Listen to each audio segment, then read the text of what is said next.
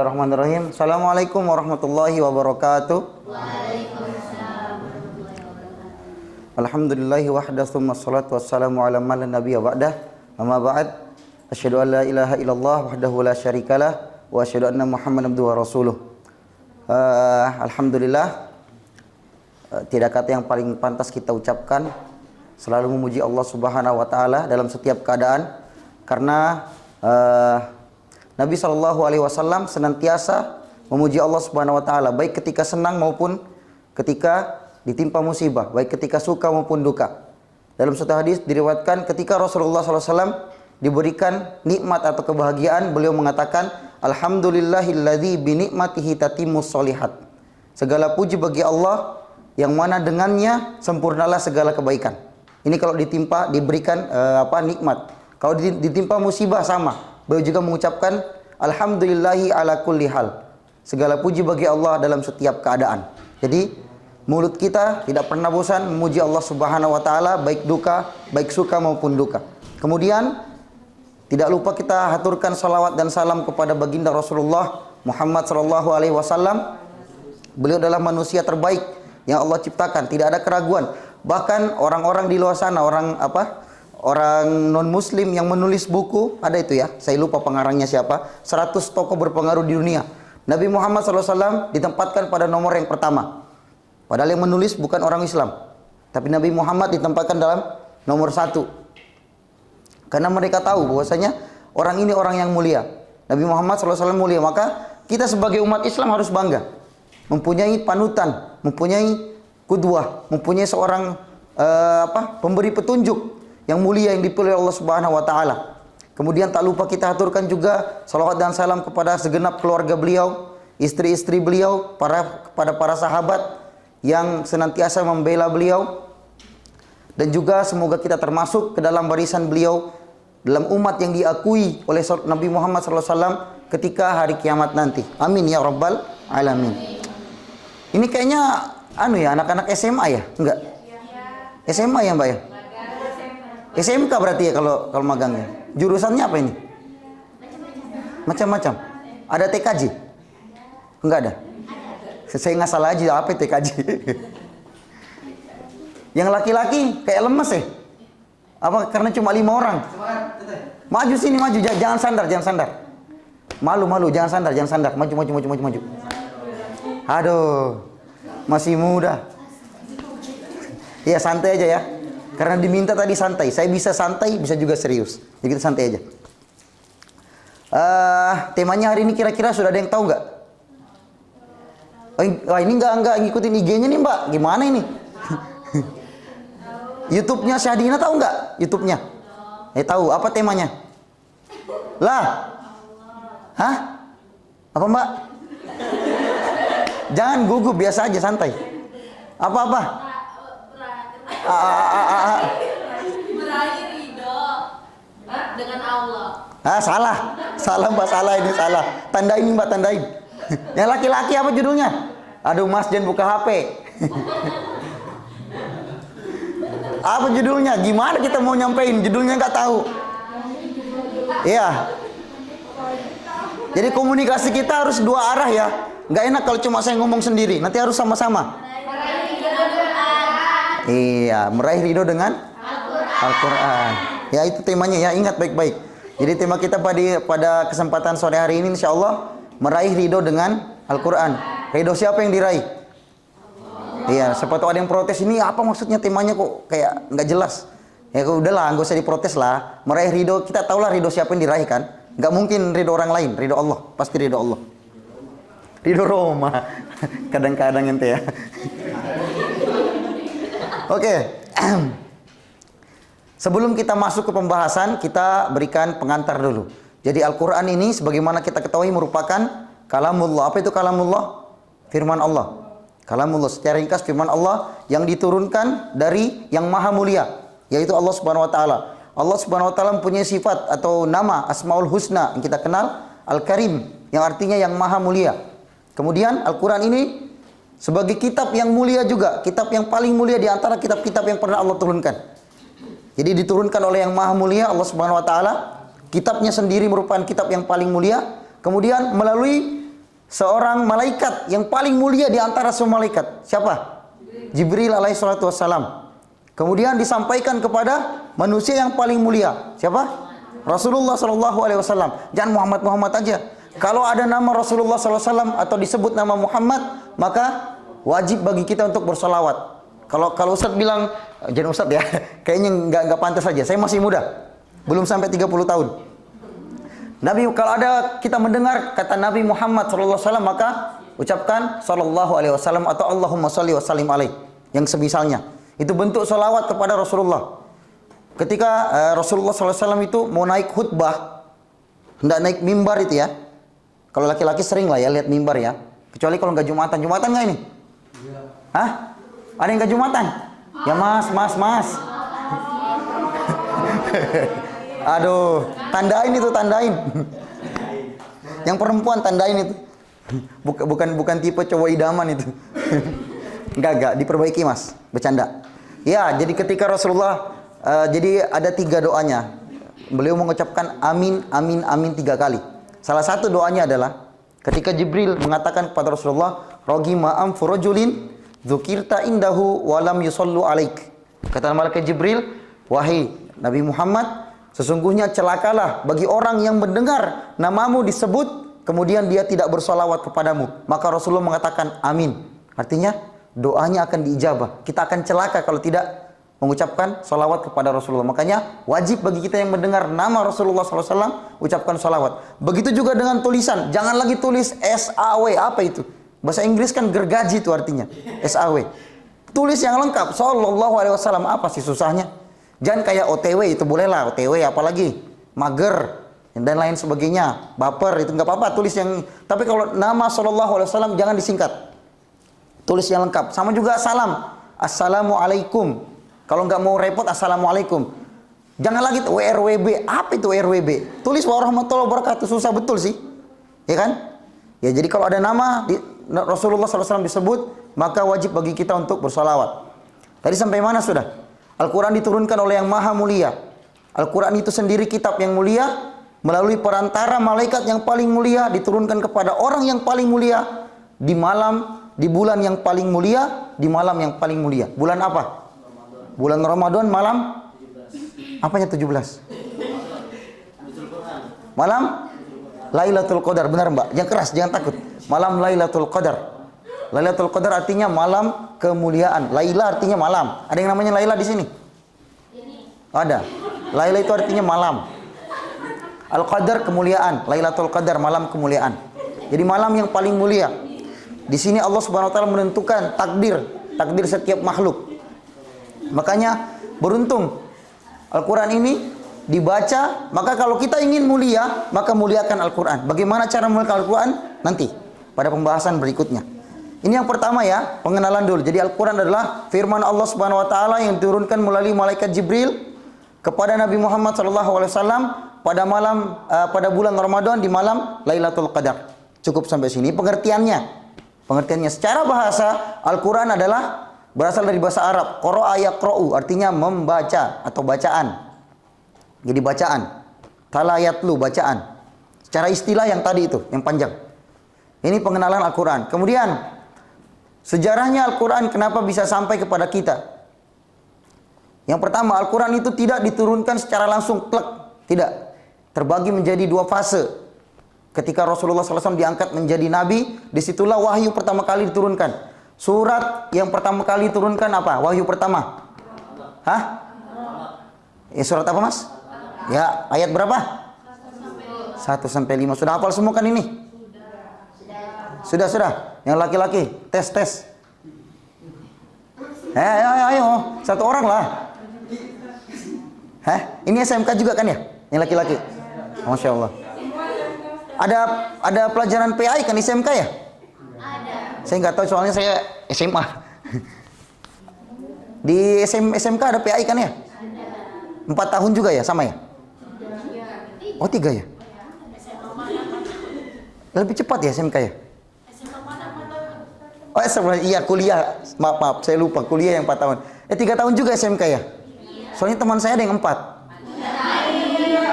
Hah? Bukan betulan ini, bukan nggak naik. 4 tahun. Dia jurusan kimia analis memang. Kimia industri atau analis ya, 4 tahun. SMK Negeri 1 Bontang. Kayaknya satu-satunya yang kalau nggak salah ya dulu waktu itu. Jauh sekali.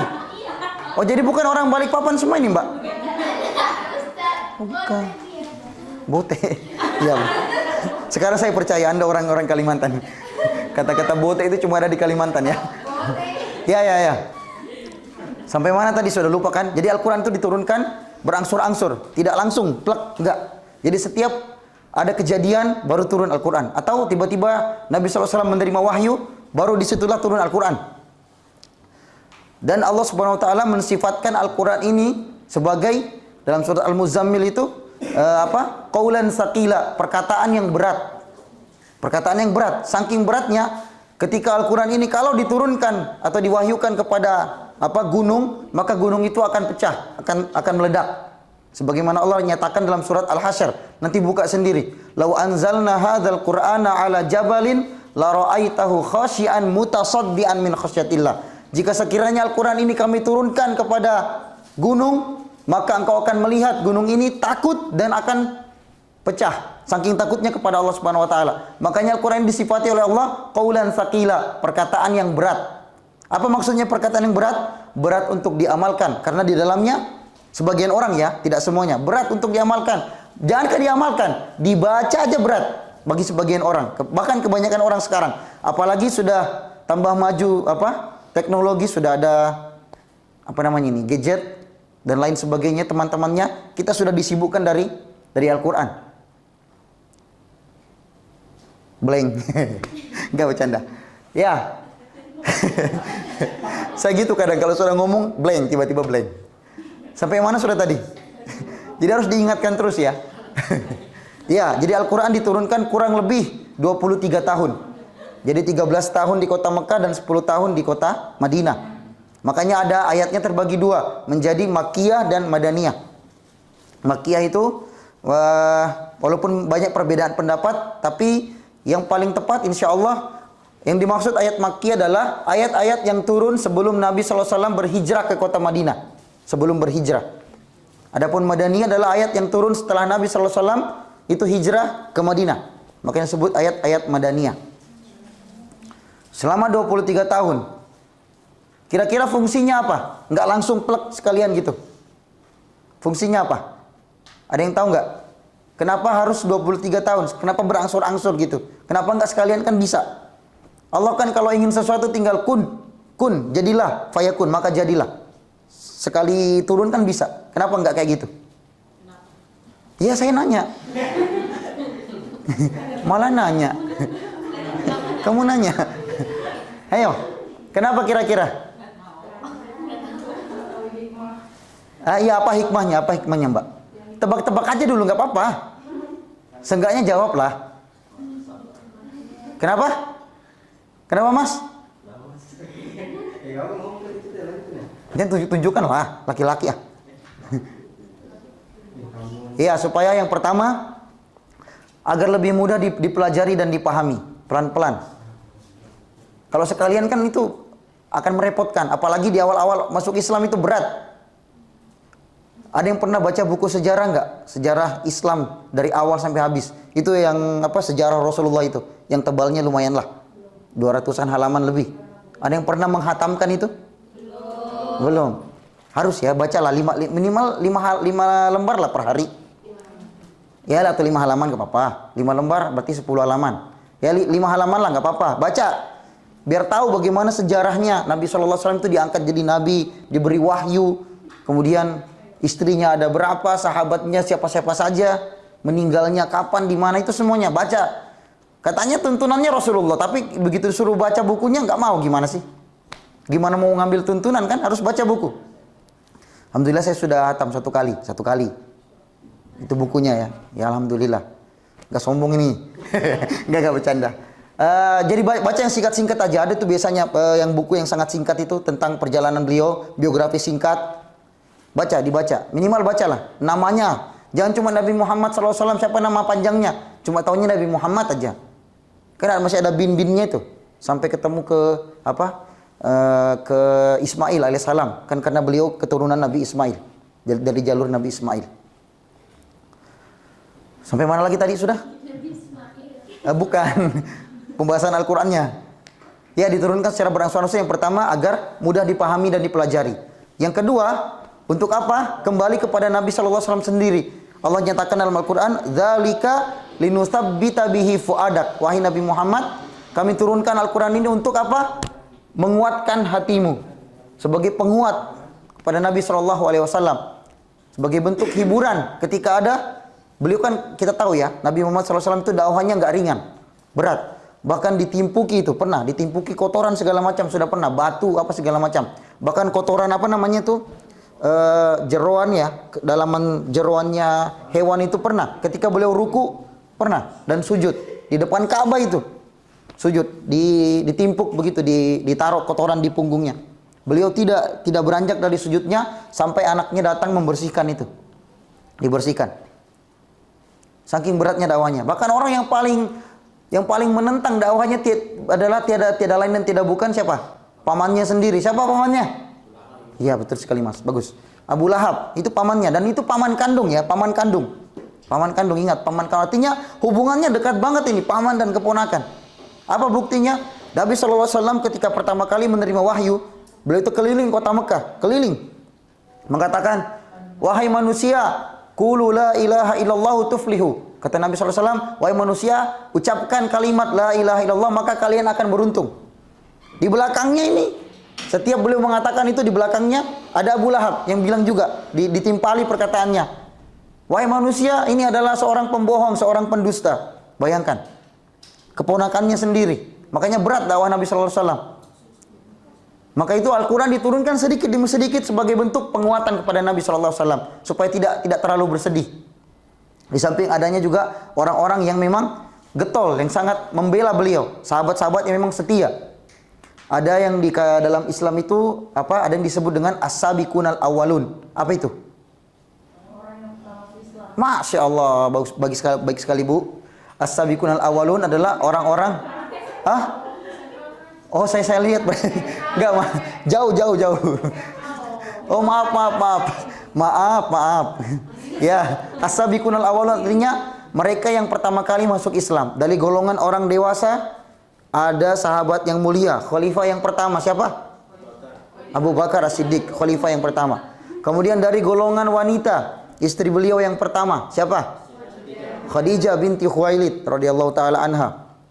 Kemudian dari golongan anak-anak ada sepupu beliau, Ali bin Abi Thalib radhiyallahu taala anhu. Kemudian ada lagi beberapa sahabat, termasuk yang siapa lagi? Nantinya akan menyusul paman beliau yang dikenal dengan singanya Allah, Hamzah bin Abdul Muttalib. Kemudian setelah itu datang lagi Umar bin Khattab juga masuk Islam. Setelah itu banyak. Tapi itu tidak mudah. Bahkan beliau diperangi pertama kali ketika masuk Islam. Makanya turunnya Al-Quran itu sejalan dengan syariat. Syariat juga turunnya berangsur-angsur. Contoh deh begini, perintah untuk berjihad. Apakah Allah Subhanahu wa taala langsung turunkan ayat plek, langsung perangi orang musyrikin? Tidak. Pertama kali ayat turun ayat itu tentang membela diri, pertahanan dulu. Defense, kalau bahasa kita defense dulu. Defense. Karena kenapa Islam saat itu belum kuat? Orang muslim masih sedikit. Bahkan sering ditindas, diancam, disakiti bahkan. Bilal bin Rabah kita tahu ya, Bilal bin Rabah yang dijemur di padang pasir tanpa baju, ditumpuk batu dadanya. Beliau sampai masih mengucapkan ahad. Artinya Allah Maha Esa, Allah Maha Esa, untuk menjaga keimanannya. Kemudian siapa lagi? Keluarganya Yasir, Ammar bin Yasir. Dibunuh itu ibunya. Sumayyah ya, syahidah pertama dalam Islam. Wanita yang mati syahid pertama dalam Islam. Sumayyah, ibunya Ammar bin Yasir. Dibunuh. Saking beratnya cobaan pada waktu itu. Makanya tidak langsung diperintahkan berjihad. Pelan-pelan dulu, bertahan.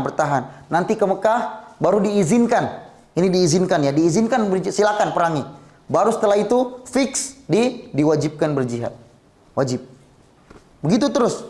Apalagi perintah, apalagi misalnya haramnya minuman keras, miras. Pertama kali itu tidak haram itu teman-teman.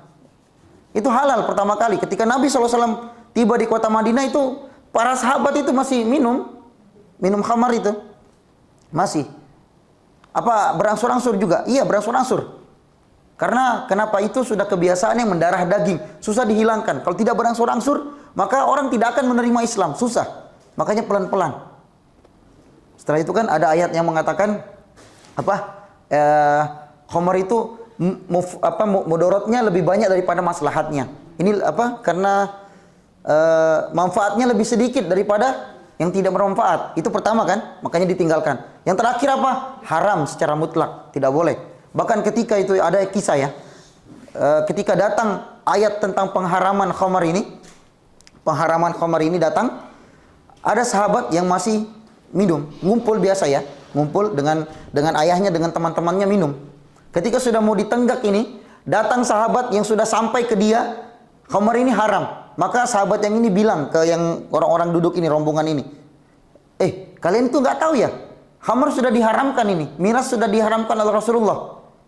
Ini sudah mau diginikan nih, gelasnya sudah tinggal lep gitu, langsung dibuang. Itu imannya para sahabat. Kalau kita mungkin ya udah tanggung dikit lagi nih segelas ini. Paling kita gitu kan. Kalau sahabat enggak, haram ya haram, buang. Sampai kata Anas bin Malik radhiyallahu anhu, Anas ini sahabat yang paling dekat dengan Rasulullah dan merupakan kalau kita katakan pembantunya Rasulullah. Selama 10 tahun beliau setia dengan Rasulullah SAW. Beliau mengatakan, selama aku menjadi pelayannya Rasulullah SAW, beliau tidak pernah berkata kepadaku satu kali pun, kenapa engkau tidak melakukan ini? Kenapa engkau lakukan itu? Tidak pernah. Artinya Rasulullah tidak pernah protes terhadap kerjaannya. Ini coba, majikan mana yang sebaik Rasulullah SAW? 10 tahun loh. 10 tahun, bayangkan. Tidak pernah protes. Kesalahan yang buat Anas tidak pernah diprotes. Bayangkan, inilah akhlaknya Rasulullah SAW. Anas bin Malik mengatakan ketika sudah turun ayat tentang haramnya minuman keras ini, kami lihat itu jalan-jalan di kota Madinah itu dibanjiri dengan minuman keras. Karena memang stoknya itu bukan cuma kayak gini ya, bukan cuma gini ya, elah ini. Apa ini? Sedikit. Zaman dulu stoknya pakai gentong. Drum yang gede, gentong. Itu stok mirasnya. Sebelum diharamkan. Makanya kita diharamkan, dipecahkan semua itu. Airnya banjir. Maka kata Anas bin Malik, kami lihat jalanan kota Madinah itu dipenuhi dengan khamar, saking banyaknya khamar. Ini bentuk bahwasanya Al-Qur'an itu sejalan dengan syariat, diturunkan berangsur-angsur, tidak langsung jadi plek gitu. Enggak. Sama salat 5 waktu ya, kita tahu semua kisahnya ya. Salat 5 waktu kan? Tadinya berapa sebelum 5 waktu? Iya, 50 dulu.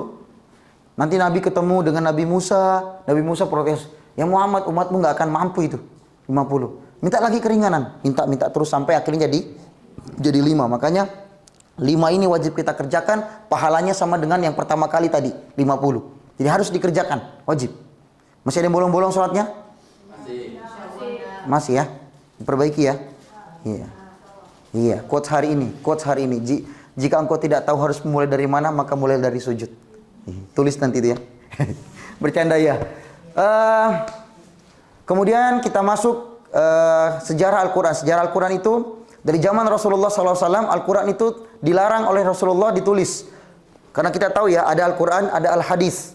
Hadis itu sabdanya Nabi SAW. Al-Quran tadi firman Allah. Tapi sama-sama keluar dari mulutnya Nabi Muhammad SAW. Makanya Rasulullah SAW melarang. Kenapa? Karena takut tercampur antara firman Allah dan hadis. Itu pertama kali dilarang. Kemudian setelah itu, setelah tidak lagi ada kekhawatiran tentang agar tidak tercampur itu Al-Quran dan hadis, maka para sahabat mulai menulis. Oke, sekarang sahabat yang diperintahkan Nabi SAW sebagai penulis wahyu, siapa saja? Atau ya siapa saja? Atau yang paling terkenal deh, siapa saja? Penulisnya ya, yang tulis tangan. Utsman juga termasuk salah satunya. Tapi ada yang paling terkenal. Zaid bin Sabit. Beliau adalah penulis wahyunya Rasulullah SAW. Kemudian nanti kalau sudah siapa lagi anaknya Abu Sufyan juga termasuk. Kemudian beberapa sahabat yang diperintahkan untuk menulis wahyu. Kemudian sahabat itu menulisnya di mana? Apakah seperti kita ini sudah ada buku? Apalagi sekarang ada note ya di setiap HP ya. HP-nya Apple kali ya, nggak ada note-nya ya Apple. Ada. Nggak kirain saking canggihnya nggak ada gitu. Kalau kita yang kayak gini ada. Iya, sudah ada notnya itu kita nggak. Dulu nulisnya itu di pelepah kurma yang sudah kering. Pelepah kurma yang sudah kering ditulis di situ. Kemudian di kulit-kulit hewan yang sudah disamak. Di apa namanya itu ya? Disamak ya bahasa Indonesianya kan? Di apa ya Bu namanya? Yang sudah dijadikan beduk itu loh. Ya disamak dulu, dibersihkan lah, intinya dibersihkan. Disamak baru ditulis. Kemudian di atas batu juga ditulis. Itu dulu. Dan belum terkumpul. Sampai Rasulullah SAW wafat. Kemudian di zaman Abu Bakar, ketika beliau sudah menjadi khalifah ya, zaman Abu Bakar, itu terjadi peperangan yang menewaskan banyak sahabat yang penghafal Al-Quran. Jadi dulu dua metodenya Rasulullah. Satu ada yang ditulis, satu memang betul-betul hafal dalam hatinya. Dihafal. Hafal Quran di luar kepala ya. Jadi dua model sahabat pada zaman Rasulullah. Ketika zamannya Abu Bakar, itu ada peperangan besar. Para sahabat yang penghafal Quran ini terbunuh banyak sekali. Akhirnya Umar bin Khattab itu khawatir. Beliau berpikir, ini kalau begini terus, nggak terjaga nanti Al-Quran ini. Akan hilang. Akhirnya beliau berinisiatif, ngadu ke Abu Bakar. Wahai khalifah, bagaimana kalau kita kumpulkan Al-Quran ini dalam satu mushaf, satu kitab gitu. Awalnya Abu Bakar menolak. Kenapa? Karena Rasulullah SAW tidak pernah memerintahkan itu. Akan tetapi beliau melihat maslahat atau kebaikan. Maslahat, ada manfaatnya di sana. Karena juga sudah banyak yang meninggal kan, sahabat penghafal Quran. Akhirnya lama, dan itu Abu Bakar juga bukan sekali dua kali datang, Umar bukan sekali dua kali datang menghadap, tidak, berkali-kali beliau datang. Wahai Abu Bakar, tolonglah kita kumpulkan Quran ini. Akhirnya beliau luluh, Abu Bakar radhiyallahu taala anhu luluh hatinya. Akhirnya terkumpul Al-Quran itu, dikumpul jadi satu. Tapi belum ada barisnya. Jangan bayangkan kayak sekarang ya, sudah lengkap ada barisnya, ada fathah, ada kasrah, ada dhammah. Tidak, dulu ya tulisan begini aja, bahkan tidak ada titiknya. Jadi ta, ba itu sama semua. Ta, ba, sa sama semua. Sin sama shin, sod sama dot itu sama semua. Karena nggak ada titiknya. Kemudian barulah di zaman Utsman bin Affan dikumpullah menjadi satu Al-Quran yang utuh. Diambil dari sahabat, disusun sana sini sesuai dengan urutannya, urutan ayatnya, urutan suratnya, disusun jadi lebih baik. Kemudian dikopi jadi 5 kalau saya tidak salah, 5 atau 6. Kemudian disebarkan ke penjuru dunia, disebarkan. Setelah itu, zaman Ali bin Abi Thalib, ternyata Al-Quran ini ada orang yang salah-salah membacanya. Karena maklum lah kan, bukan semua orang Arab yang baca Quran. Kalau orang Arab pasti paham. Itu tadi karena tidak ada titiknya, tidak ada harokatnya. Makanya bacanya sembarangan, bukan sembarangan. Nggak bisa disalahkan juga karena memang mereka bukan orang Arab. Akhirnya Ali bin Abi Thalib memerintahkan Abul Aswad Ad-Du'ali namanya. Beliau untuk memberikan harokat kepada Al-Quran itu. Diberikan harokat. Fathah, dhammah, kasroh, dan seterusnya. Sehingga sampailah Al-Quran itu pada hari ini kepada kita. Makanya jangan khawatir. Al-Quran ini adalah kitab yang Allah Subhanahu wa taala jamin sendiri keasliannya. Allah firmankan dalam surat Al-Hijr ayat 9, "Inna nahnu nazzalna dzikra wa inna lahu lahafizun," kata Allah Subhanahu wa taala. Sesungguhnya kami ini maksudnya Allah ya. Jadi kalau ada bahasa kami dalam Al-Quran, jangan langsung bilang, berarti Allah itu banyak. Tidak. Makanya belajar bahasa Arab biar tahu. Kami dalam Al-Quran itu artinya, kata para ahli bahasa, itu disebut nun at-ta'zim. Nunnya bentuk pengagungan. Makanya Allah bilang kami. Kalau ada orang Sulawesi di sini? Ada ya? Kalau kita bilang kamu, di Sulawesi bilang kamu enggak? Kita kan? Kita. Padahal satu orang. Ya kan? Kita mau kemana? Tapi itu bahasa paling sopan di Sulawesi Selatan. Ya kan? Iya. Bahasa paling sopan itu kita. Sampai sini kan aneh mungkin ya. Sampai sana itu sudah, itu biasa, itu paling sopan. Kita mau kemana? Padahal kan kamu maksudnya. Sama dengan itu. Kami maksudnya saya, kata Allah. Inna nahnu nazzalna dzikra, sesungguhnya kamilah yang menurunkan Al-Quran. Jadi nama lain Al-Quran itu banyak. Ada namanya Alkitab. Kemudian apalagi Az-Zikr tadi, Az-Zikr. Az-Zikr artinya peringatan. Wa inna lahu lahafizun, dan kami sendirilah yang akan menjaganya. Makanya jangan khawatir. Coba, sudah berapa kali Al-Quran itu dipalsukan? Sudah berapa kali? Pernah ada yang coba? Banyak. Bukan pernah, banyak. Berapa kali mau dipalsukan? Mau dibalik-balik itu tulisannya. Ketahuan nggak? Ketahuan. Sampai saat ini selalu ketahuan. Kenapa? Karena yang jaga bukan manusia, langsung penciptanya Allah Subhanahu wa taala. Langsung yang firmankan sendiri yang jaga. Makanya tidak usah khawatir. Al-Qur'an ini kitab yang paling asli, terjamin. Walaupun banyak manusia bersatu untuk merubah isinya, tidak akan pernah bisa. Pasti akan ketahuan. Bahkan Allah tantang sendiri kan dalam Al-Qur'an ya. Kalau kalian ragu, maka iya. Buatlah 10 surat dulu. Kalau masih nggak bisa, buat 1 surat. Nggak bisa, buat 1 ayat aja, 1 ayat. Nggak ada yang bisa. Bahkan pada saat itu di zaman Rasulullah SAW itu kan yang terkenal dengan penyair-penyairnya. Penyair-penyairnya yang kita tahu bahasa-bahasanya itu indah gitu. Kalau kita mungkin di Indonesia ibaratnya apa sih namanya yang ahli puisi itu? Sebutannya apa ya? Yang ahli puisi yang gitu-gitulah, yang ahli bahasa gitu ya, yang indah. Hah? Ya, penyair. Pujangga ya gitu, yang seperti itu, penyair dan pujangga. Orang yang karena kalau kalian buka buku-buku Arab tentang syair itu susah sekali, susah dipahaminya, bukan susah dipahaminya. Hanya orang-orang tertentu yang paham itu. Makanya ketika mereka ini penyair-penyair ini mendengar ada perkataan firman dari Allah dibacakan, mereka langsung mengatakan ini bukan hadza laisa kalamul basar. Ini bukan perkataan manusia. Mereka langsung yakin. Kenapa? Karena sangat berbeda dengan syair. Al-Quran sangat berbeda. Pernah ada yang bikin Al-Quran sendiri? Ada. Pada zaman sahabat ada. Ada yang pernah coba-coba? Ada. Tapi malah diketawain karena lucu. Isinya nggak sama dengan Al-Quran. Beda jauh. Surat Al-Fil itu. Alam tara kaifa fa'ala rabbuka bi ashabil fil. Kita kan kalau dibacakan surah Al-Fil pasti di pikiran kita langsung Oh ini kejadian Abraham menyerang kota Mekah, hendak menguasai Ka'bah, dihancurkan oleh Allah dengan burung ababil. Tapi kalau ada yang palsukan itu pernah ada. Saya nggak berani sebutkan karena nanti lupa ya, takut saya.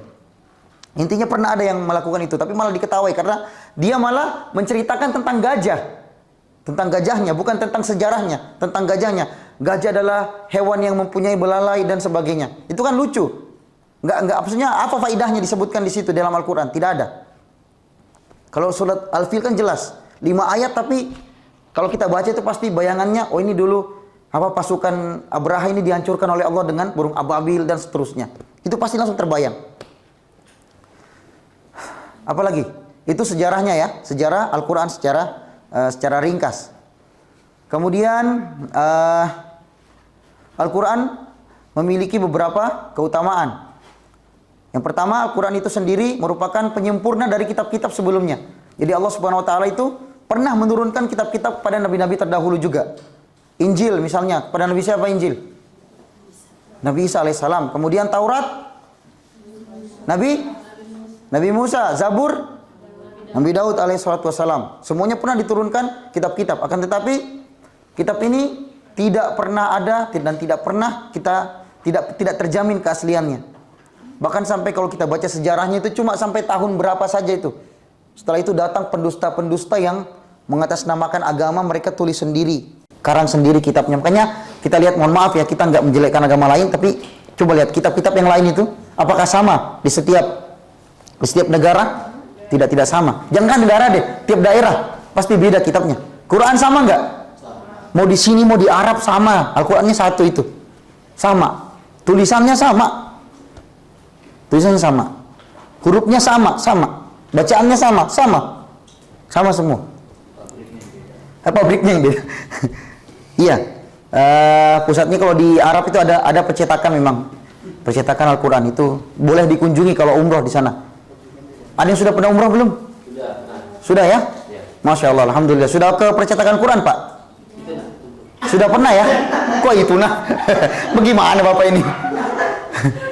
Ya, jadi harus punya cita-cita ya, walaupun seumur hidup sekali. Harus punya cita-cita menginjakkan kaki di kota Mekah, harus punya cita. Enggak peduli nanti biayanya dari mana, pokoknya cita-cita dulu. Biayanya dari mana, gak usah dipikirin. Pokoknya harus punya cita-cita. Jangan sampai nggak ada cita-cita, karena di sana adalah tempat awal mulanya Islam itu di sana. Tempat paling suci di dunia itu di sana. Jadi harus punya cita-cita ke sana. Jadi tempat yang tidak akan dimasuki Dajjal itu ada dua. Kota Mekah dan kota Madinah itu tidak akan pernah dimasuki Dajjal. Indonesia ini wah masuk nanti. Iya. Banyak. Bukan yang sekarang ya, bukan yang istilah anak muda sekarang. Bukan. Dajjal betulan ini, Dajjal betulan. Iya, jadi itu hati-hati ya. Kemudian apa lagi? Itu tadi keutamaan Al-Quran. Kemudian Allah Subhanahu wa taala juga berjanji akan menjaganya. Tadi sudah ya. Kemudian bagi kita yang membacanya apakah punya keutamaan? Oh, banyak sekali kalau mau disebutkan. Banyak sekali. Bahkan sampai orang yang terbata-bata saja mengajinya nggak lancar itu juga dapat keutamaan, dapat pahala. Apa kata Rasulullah SAW dalam sabdanya? Al-mahiru bil Quran ma'as-safaratil kiramil barar. Kata Rasulullah, orang yang mahir, orang yang lancar membaca Al-Quran akan bersama para malaikat yang mulia. Ini kalau lancar. Terus bagaimana kalau nggak lancar? Walladzi yaqra'u wa yatata'ta wa huwa 'alaihi syaqqun falahu ajran, kata Rasulullah. Dan orang yang baca Al-Quran sedangkan dia terbata-bata dan terasa berat sekali ketika dia baca Al-Quran, maka dia akan mendapatkan 2 pahala. Pahala yang pertama apa, Pak? Karena terbata-batanya, betul. Karena usahanya dia. Pahala yang kedua karena tilawahnya dia, bacaannya sendiri. Bacaannya sendiri itu berpahala ya. Jangan bayangkan sedikit, banyak. Kata Rasulullah SAW, man qara'a harfan fi kitabillah falahu hasanah. Barang siapa yang membaca satu huruf dalam kitab Allah, dalam Al-Quran ini, maka baginya ditulis 1 kebaikan. Wal hasanatu bi asyri amsalihha. Dan 1 kebaikan itu akan dilipat gandakan oleh Allah menjadi 10 kebaikan. Kata Rasulullah, wala aqulu alif lam mim harfun, walakin alifun harf, walamun harfun, wa mimun harfun. Kata Rasulullah, aku tidak katakan alif lam mim itu 1 huruf, tidak. Tapi alif itu 1 huruf, lam 1 huruf, dan mim 1 huruf. Artinya kita baca alif lam mim saja sudah dapat berapa? 30 pahala. Baru alif lam mim itu, belum yang lain. Bismillahirrahmanirrahim. Itu ada berapa huruf? 19 huruf kali 10, 190. Artinya kalau kita sekedar baca bismillah saja, itu baru mulai ya. Bismillahirrahmanirrahim. Itu kan sunnah ya. Baca ta'awuz baru baca basmalah. Baca basmalah ketika baca Quran, kemudian akan mendapatkan 190 pahala. Besar enggak itu? Besar. Besar. Besar sekali itu, bukan besar lagi, besar sekali.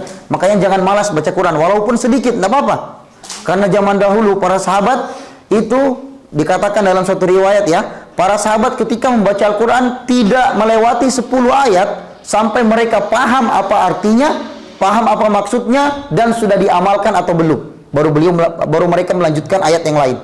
Artinya betul-betul dibaca dan dipahami, bukan sekedar bacaan, tapi harus dipahami juga. Apalagi?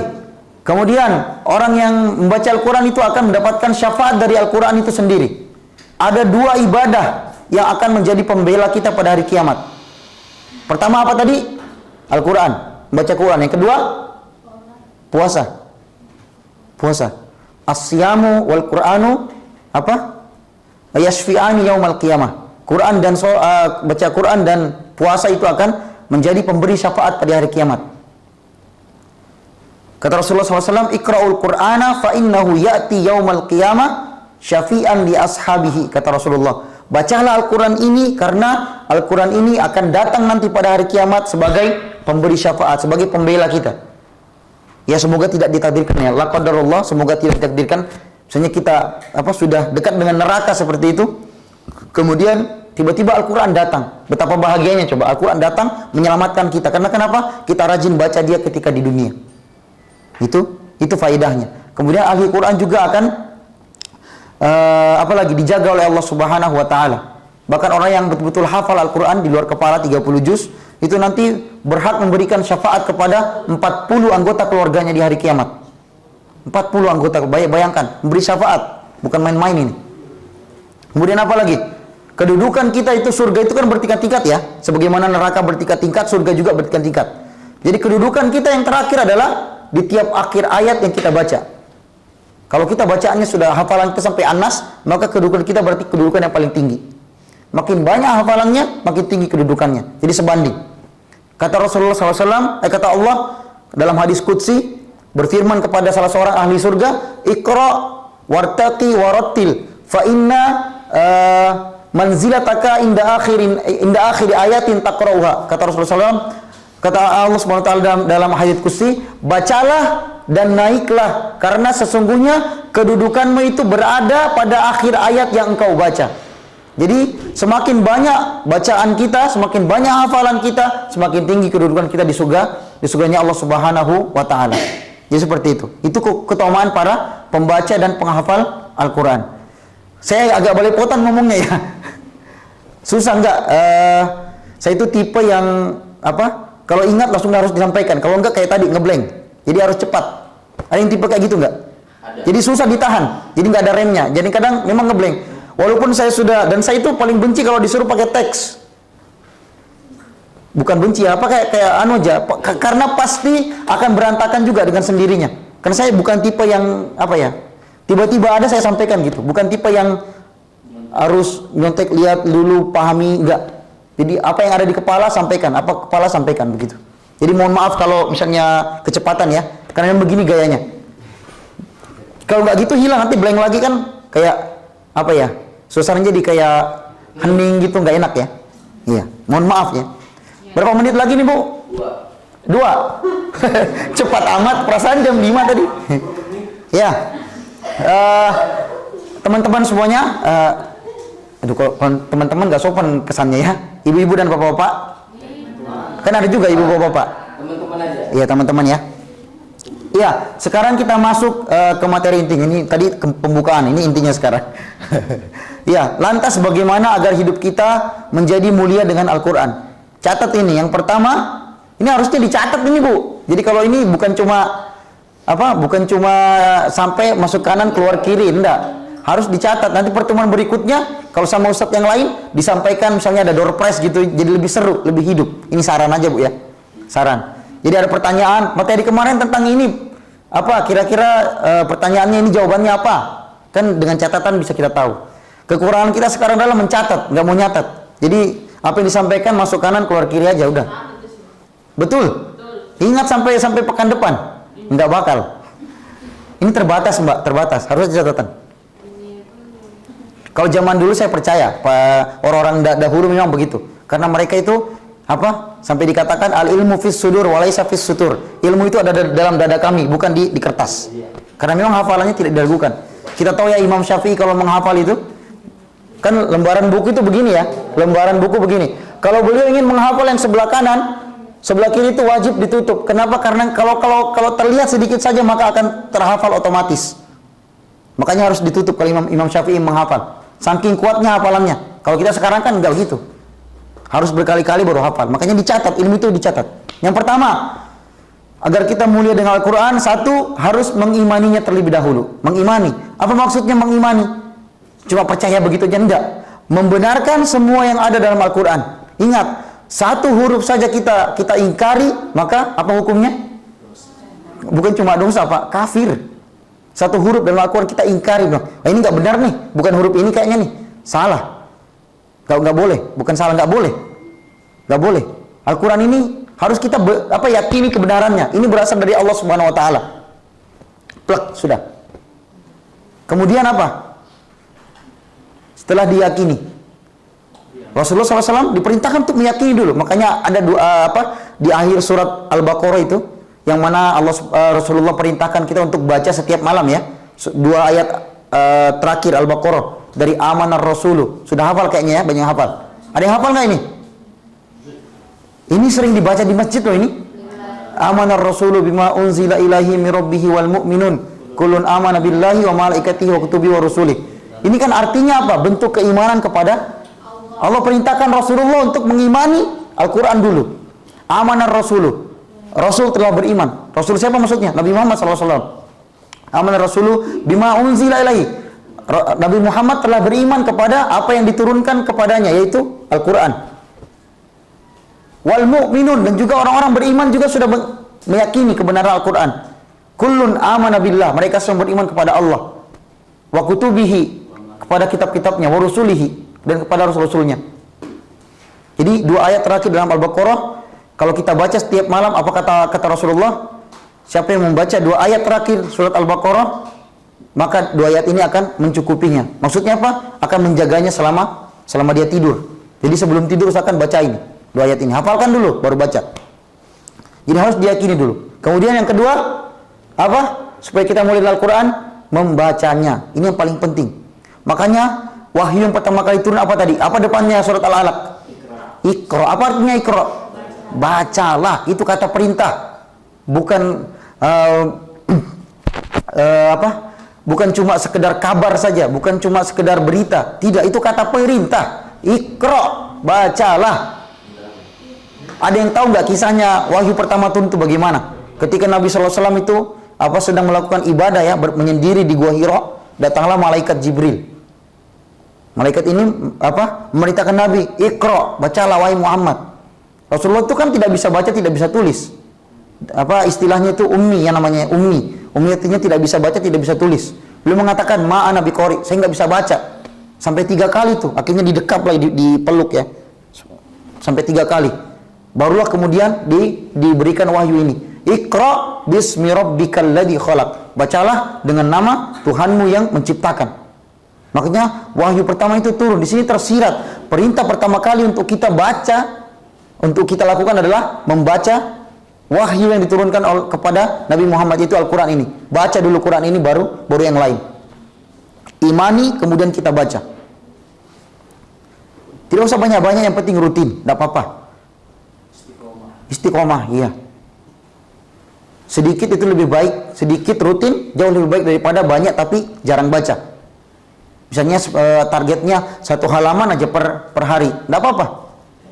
Atau setiap sholat 5 waktu dibagi. Ini setiap sholat, ini aja kan kantornya longgar aja kan ya. Kasih waktu untuk sholat aja kan? Iya.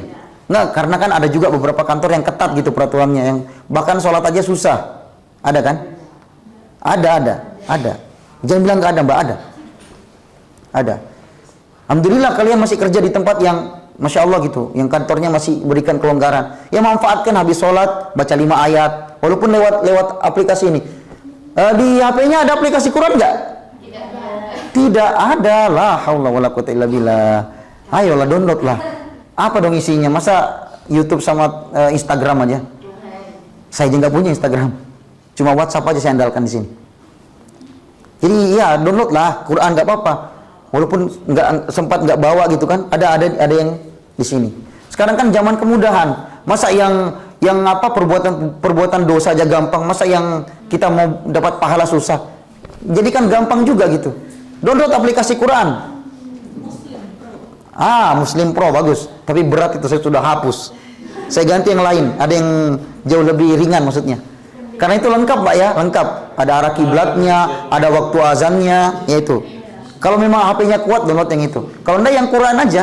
Sekarang kan apalagi sudah ada ininya, biasanya ada, tinggal pilih siapa qori'nya kan, pembacanya siapa. Itu bagus. Download, baca. Setelah itu tutup lagi. Apa hukumnya? Enggak apa-apa. Kalau baca itu enggak apa-apa. Ketika dibuka dia hukumnya hukum Al-Quran. Tapi ketika ditutup aplikasinya, maka kembali lagi ke hukum HP. Kan ada yang bilang kan, kalau ada aplikasi Quran di HP-nya, wah gimana dong, nggak bisa dibawa ke WC dong HP-nya. Enggak gitu. Ketika dibuka, iya dia Al-Quran ketika dibuka. Tapi ketika ditutup, tidak, kembali lagi ke aplikasi HP, maka boleh dibawa ke kemanapun. Kan Quran nggak boleh dibawa ke tempat kayak seperti itu kan, nggak boleh. Tapi kalau sudah di HP kan bisa, asalkan ditutup Qurannya, baru dibawa ke WC kalau mau ke WC. Nggak apa-apa, download. Yang sekarang belum ada, download. Itu yang kedua, 10 menit lagi ya. Yang ketiga, kewajiban kita adalah menghafalkannya selain membaca. Kenapa wajib menghafal? Kenapa kita wajib menghafal Quran? Saya katakan wajib ya. Kenapa? Ayo jawab. Tiang agama. Tiang agama. Biar apa? Tiang agama. Tiang agama. Itu sholat, Mas. Nantuk Masnya nih. Iya benar juga, itu Quran itu kan menjadi petunjuk bagi kita. Tapi bukan, maksudnya kenapa kita wajib baca? Supaya apa? Karena kenapa? Quran itu dibaca dalam sholat, Mbak, Mas. Quran dibaca dalam sholat. Rukun sholat, yang salah satu rukun sholat adalah apa? Membaca apa? Al-Fatihah itu apa? Bukan cuma wajib ya, rukun. Rukun itu apa artinya? Kalau ditinggalkan, sholat ini tidak dianggap rokaatnya. Misalkan kalian sholat subuh 2 rakaat, Rakaat pertama lupa, bukan sengaja ya, lupa baca Al-Fatihah, maka ketika ingat harus diganti satu rakaat penuh, bukan cuma yang ketinggalan. Beda dengan wajib. Kalau wajib itu ada namanya sujud sahwinya, terganti. Kalau rukun tidak bisa, rukun harus dipenuhi. Kapan tertinggal, maka dia tidak dianggap rakaatnya. Misalkan ada orang tidak ruku, langsung itidal misalnya, habis sholat tidak ruku, sah atau enggak sholatnya? Tetap sah, tapi rakaat yang pertama tidak dianggap, harus dia tebus di akhir. Jadi hilang langsung gitu. Satu gerakan hilang langsung. Sama Al-Fatihah, satu bacaan sekedar Al-Fatihah hilang. Rakaat yang semuanya yang pertama tidak dianggap, harus diganti satu rakaat penuh. Makanya Al-Fatihah itu rukun. Kenapa wajib? Ya ini karena gara-gara ini. Al-Fatihah itu wajib dibaca dalam sholat. Makanya harus menghafal Quran, walaupun sekedar Al-Fatihah. Setelah itu apa lagi coba yang harus dihafal? Minimal ya. Surat-surat ya pendek dari Al-Zalzalah sampai An-Nas misalnya. Itu harus dihafal. Karena kenapa itu yang dibaca setelah Al-Fatihah?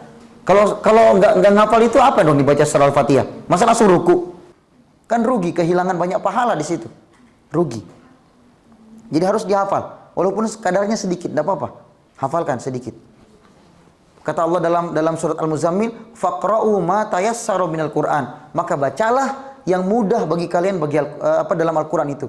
Pilih-pilih yang mudah bagi yang gampang kita hafal. Biasanya kan ada orang yang surat-surat tertentu dia hafal, tidak apa-apa. Hafalkan. Yang dia merasa banget nih surat ini. Kan gitu ya. Jangan cuma lagu aja. Gue banget lagu ini. Ya. Quran juga ada Mbak, nggak kalah. Setelah menghafal, apa tadi? Mengimani, membaca, menghafal. Yang keempat adalah mengamalkan. Mentadabburi artinya. Memahami isi kandungannya dulu. Pahami dulu isi kandungannya. Baik-baik. Makanya ada istilah tadabbur. Apa tadabbur? Yaitu memahami isi kandungan Al-Quran. Baca artinya. Sekarang kan sudah banyak Al-Quran terjemahan. Bahkan di aplikasi juga sudah ada. Kurang apa lagi coba? Tinggal buka dikit aja buka. Misalkan ayat kedua dalam surat Al-Baqarah. Dzalikal kitabu la raiba fi hudal lil muttaqin. Kitab ini tidak ada keraguan padanya. Petunjuk bagi orang-orang yang bertakwa. Kalau kita dalami ayat ini maknanya dalam sekali. Kitab ini tidak ada keraguan. Artinya tidak boleh kita ragu sedikit pun tentang Al-Quran. Hudan lil muttaqin, petunjuk bagi orang yang bertakwa. Jadi yang diberikan petunjuk itu orang yang bertakwa. Sekarang kebanyakan orang itu salah menafsirkan. Kok kamu hidupmu kayak gini-gini aja nggak berubah? Nanti aja lah bro. Tunggu dapat hidayah. Hidayah kok ditunggu? Hidayah dicari mas, bukan ditunggu. Dicari hidayah itu. Maka petunjuk bagi yang bertakwa. Hidayah dicari, bukan ditunggu. Cari. Kalau kalian nggak cari ya, jangan harap datang. Dicari hidayah itu, harus kita rajin sana sini. Mau hidup kita lebih baik. Misalnya, kok kayak kosong hati saya ya, nggak pernah dapat siraman rohani. Ya ke masjid cari siraman rohani, dengar pengajian ke masjid. Jangan cuma di rumah lihat HP, nggak bakalan dapat. Kecuali lihat YouTube kemudian dengar ceramahnya Ustadz siapa ya, bolehlah gitu. Tapi seberapa tahan sih? Saya tanya seberapa tahan sih dengar ceramah di YouTube? Seberapa tahan dibandingkan kita nonton video-video yang entah apa manfaatnya itu, ya kan? Video masak-masak misalnya bagi yang perempuan atau apa, atau mukbang sekarang kan banyak tuh. Itu kita tahan berjam-jam, masa dengarkan kajian. Kalau nggak tahan ya udahlah cari yang short video lah, yang 1 menitan gitu, dengarkan. Nggak apa-apa. Yang penting tiap hari itu usahakan tiap hari jangan sampai hati kita tidak terisi dengan siraman rohani. Walaupun cuma short video, dengarkan. Karena kita nggak tahu yang mana yang nyangkut di hati kita nanti, yang mana yang akan kita yang membekas di hati kita nggak pernah tahu. Boleh jadi lewat perantara itu kita dapat hidayah. Seperti itu. Jadi ditadabburi dulu, dipahami, didalami baik-baik artinya, baru yang kemudian yang tadi mas diamalkan. Ini wajib. Orang yang hanya membaca tidak mengamalkan sama dengan apa?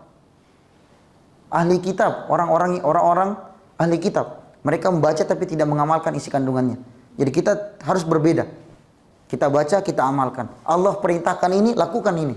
Allah larang ini, maka jangan dilakukan. Karena Al-Quran itu kan pada dasarnya hanya 3 bagian besar saja. Pertama tentang ketauhidan. Ayat-ayat tentang pengesaan Allah Subhanahu wa taala. Yang kedua tentang hukum-hukum Islam. Dan yang ketiga tentang kisah-kisah. Ini saja dalam Al-Quran ini. Garis besarnya Al-Quran itu ini saja intinya. 3. Tauhid, hukum, dan kisah. Makanya banyak, tidak ada yang lain tuh. Tauhid, berbicara tentang keesaan Allah. Kemudian tentang hukum-hukum. Apa hukumnya ini, hukumnya itu. Hukum apa lagi? Hukum muamalah ada, jual beli dalam Al-Quran ada. Kemudian hukum tentang pernikahan ada. Apalagi yang mau cari? Ada semua. Kemudian hukum tentang terakhir tentang kisah-kisah. Nabi siapa? Ada semua. Nabi Musa paling banyak dalam Al-Quran. Nabi Musa, nabi-nabi yang lain banyak. Nabi Ismail, Nabi Ibrahim ada semua dalam Al-Quran. Bahkan ada surat khusus kan? Nabi Nuh ada surat Nuh. Nabi Ibrahim ada surat Ibrahim.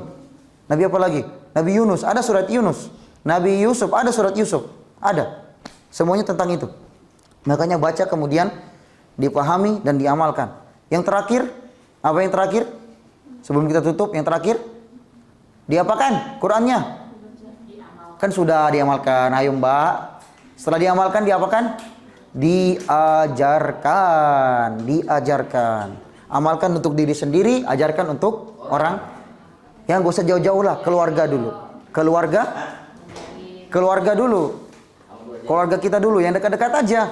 Keluarga dulu. Apa kata Allah dalam Al-Quran? Surat At-Tahrim. Ku anfusakum wa ahlikum naro. Jagalah dirimu dan keluargamu dari api neraka. Bagaimana cara jaganya? Ya ini pelajari Al-Quran sama-sama gitu. Kemudian apa? Balighu anni walau.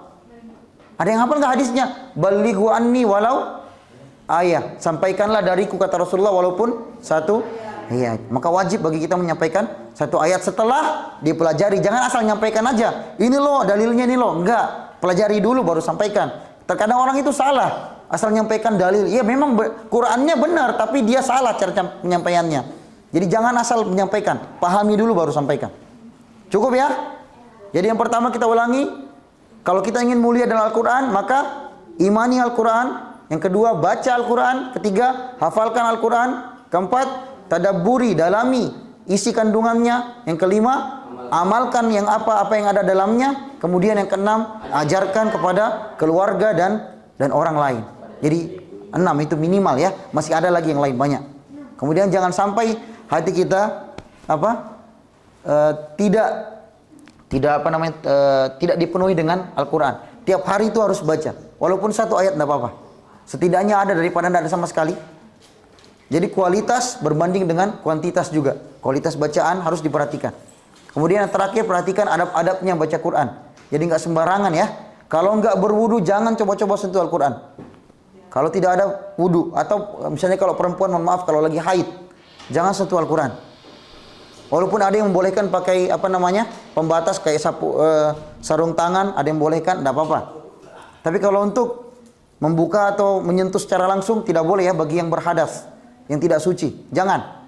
Harus muliakan Al-Quran. Itu bentuk pemuliaan kita terhadap Al-Quran. Rasulullah mengatakan, la yamassuhu illa tahir. Tidak ada yang boleh menyentuh Al-Quran kecuali orang yang suci. Ya, jadi itu satu. Itu adabnya. Kedua, kalau ingin membaca bersuci terlebih dahulu. Wudu. Ambil wudu. Apa sih susahnya wudu? Tinggal wudu aja. Gampang. Wudu. Kemudian duduk yang tenang. Duduk yang tenang. Baca Quran. Jangan sambil ngobrol dengan temannya. Itu adab baca Quran. Karena ini kita baca ini bukan perkataan manusia ini. Kalamullah. Harus diagungkan. Jangan sambil ngobrol. Tidak, jangan. Baca yang tenang. Kemudian perhatikan kondisi kita. Bau mulut sekalipun itu diperhatikan. Bahkan Imam Nawawi itu menulis satu kitab namanya Adab Hamalatil Quran. Itu adab seorang yang pembaca Al-Quran. Itu harus bersiwak dulu. Kalau setahu siwak ya, kayu yang digunakan untuk gosok gigi itu. Di Indonesia mungkin jarang, tapi kalau di Arab Saudi itu sudah hal yang lumrah, itu biasa. Ditemukan di pinggir jalan. Kalau nggak ada sikat gigi, Mbak. Minimal sikat besi giginya lah. Jangan pas habis makan yang banyak bawangnya kemudian baca Quran. Wah, itu bentuk penghinaan terhadap Al-Quran itu, jangan.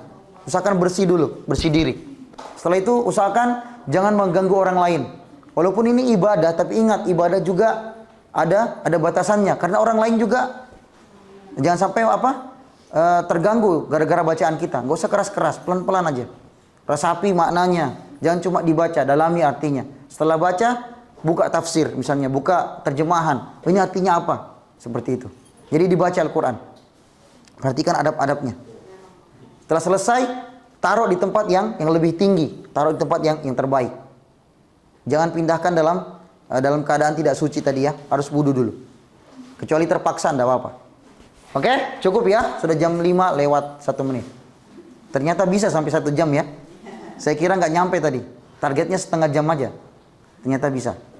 Ya, semoga dapat dipahami dengan baik. Sekali lagi saya mohon maaf atas pembawaan yang terkesan terburu-buru. Saya sudah sampaikan, itulah kekurangan saya. Apa yang ada di kepala saya ingat langsung saya sampaikan. Makanya kadang belepotan ngomongnya. Saya mohon maaf atas itu. Semoga apa yang kami sampaikan dapat bermanfaat, diambil hikmahnya. Kebenaran hanya dari Allah Subhanahu wa taala. Ada kesalahan, saya pribadi mohon maaf. Ada candaan tadi yang tidak berkenan. Sekali lagi saya mohon maaf ya. Mas, siapa tadi?